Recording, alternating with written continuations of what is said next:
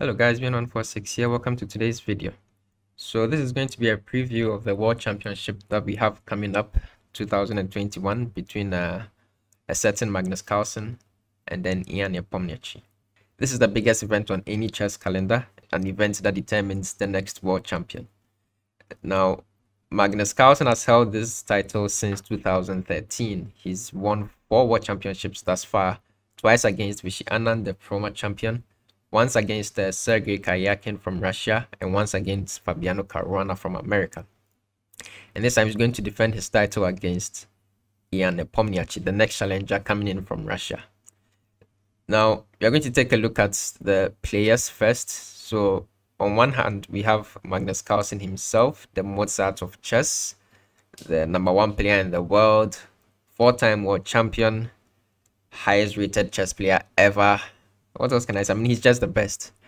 And on the other hand, we have Nepomniachtchi. Now, he's a Russian #1. He's also a strong player. I think he's currently rated #5 in the world.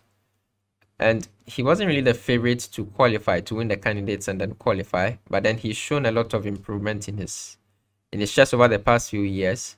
There was a time before when, I mean, he's always had insane talent, but then he was kind of seen as not being very serious, at least compared to some of the other professionals.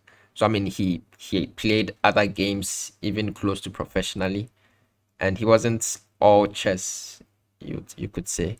But then the past few years, it seems he's really focused and he's taking his game to a new level. But yeah, he's crazy talented. He's very fast too.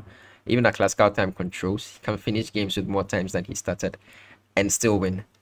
Yeah, he's very, very good. And he'll be an interesting sort of challenge to Magnus. Now, they are playing this match in Dubai.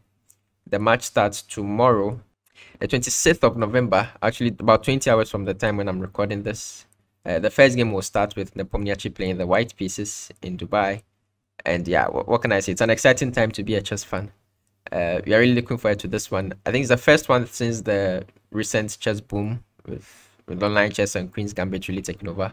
So it's set to be probably the most watched chess event ever. I think thus far, the most watched is still the World Championship, the previous World Championship between Magnus and Fabiano. So most likely this one will take over by the end. So yeah, it's very interesting. There are whole networks that are covering this in Dubai. I think in the US as well, in Norway definitely, probably in Russia too. If you didn't know what's going on, well, at least now you know, and now you know what you'll be doing with your next 3 weeks, basically.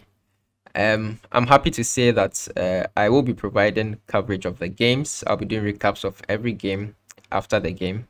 I'll try and put them up as soon as possible after the game ends so that we get them nice and quick. So that for those of you who won't be able to follow the 6-hour classical game, I mean, who can really?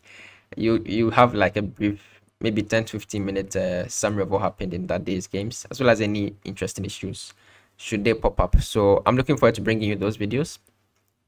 But if you do want to watch the live commentary, you can tune into chess.com, chess24. I don't know if Lee Chess will be doing something, as well as pretty much any chess streamer on Twitch will probably be doing commentary. I know Hikaru will. And so yeah, you can see a few of the pictures sliding by beneath my face right here, and then you see a few of the banners that will advertise where you can watch them. Yeah, so what's the format? It's this is classical chess. The time control is 120 minutes for the first 40 moves, then they have 60 minutes for the next 20 moves, and then 15 minutes to the end of the game. And after every move they get 15 seconds. So yeah, it's nice and long. They do have time to think. Now they'll be playing 14 games. You'll find the schedule also in one of the pictures that are sliding beneath here. They have like 3 games and then 1 rest day, then 2 games and then 1 rest day. 1 game played per day. Now to my thoughts, the general consensus is that of course Magnus is the favorite, but Nepo has his chances. Which, I mean, of course it's true. But it's also quite interesting. I mean, yeah, that's been true of basically every World Championship match there has been. But this one is a bit more interesting. It's different from the last 2 that we've seen, if I may say so, between because with Sergei and Fabi, they are both very strong. But Sergei is so solid. He just comes in. I mean, the Minister of Defense. He takes positions and then he tries to hold, and I mean he'll try and win a couple with white. And Fabi is also a different kind of solid, right? He'll complicate every single game, every chance he gets, but in general he also doesn't lose a ton of times. But Nepo is a bit more, should I say, gangster, at least chess wise, than these two. And you kind of get the feeling that Magnus wouldn't mind playing that kind of chess either. Whenever he's had a chance, he really likes also going for dynamic style chess. So against, like, especially Sergey, he had to really tighten up, like play these Berlins. Yeah, I think in that match too he played a Berlin. He also did against Vichy. And it will be interesting to see the approach that he takes against Nepo, because Nepo can't bring it. So I suspect Magnus will probably take the chance to play something a bit more sharp. Even in his match against Fabi, he prepared this Sveshnikov Sicilian, which was very interesting and very refreshing. At least I didn't see any Berlins in that match. And I doubt we'll see any in this one either, unless he decides to go another route. I think he'll come away with something different and interesting and very fighting. So I expect the games to be very exciting. But also because of Nepo's style, the match takes on a different character, because he's known as a very streaky player.